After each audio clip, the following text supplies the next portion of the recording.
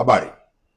Kama ambavyo mtakumbuka, jana tulitangaza kwamba Rais wa Jamhuri ya Muungano wa Tanzania Mheshimiwa Dr. Samia Suluhu Hassan ametoa ndege kwa ajili ya kwenda kuichukua timu ya kandanda ya Taifa Stars, benchi la ufundi na viongozi wakiongozwa na Naibu Waziri wa Wizara ya Habari, Utamaduni, Sanaa na Michezo Mheshimiwa Paul Christian Makonda kutoka jijini Rabat, Morocco kurejea jijini Dar es Salaam, Tanzania. Naomba kutangaza mabadiliko ya ratiba ya ndege hii.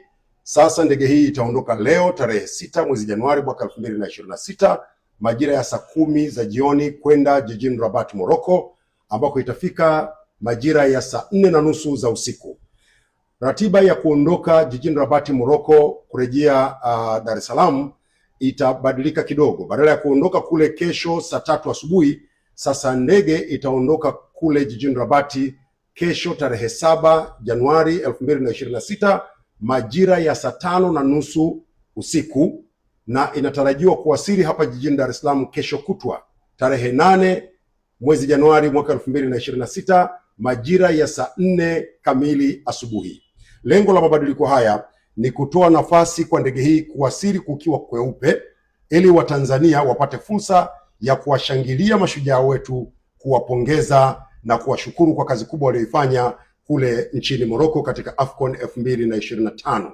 Na baada ya mapokezi yatakayofanyika katika uwanja wa ndege wa kimataifa wa Julius Nyerere, wachezaji watakwenda kupumzika, na baada ya hapo tarehe 10 ya mwezi Januari mwaka 2026 Mheshimiwa Dr. Samia Suluhu Hassan, Rais wa Jamhuri ya Muungano wa Tanzania, ameandaa hafla ya kuwapongeza.